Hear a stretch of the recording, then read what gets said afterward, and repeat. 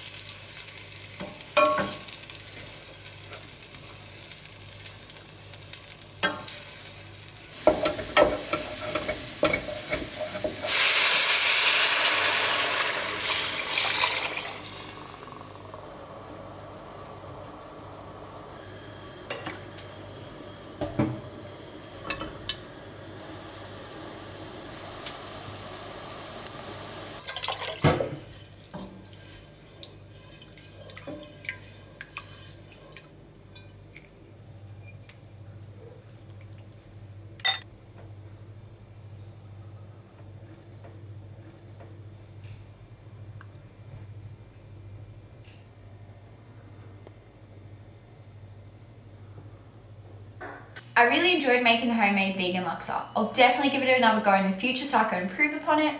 I hope you enjoyed watching. Make sure to like and subscribe to see more of my videos, as well as comment any areas you think I could improve upon. I make longer version videos on my YouTube channel, but if you'd like to see a quicker version, you can check out my TikTok as well. Catch you next time.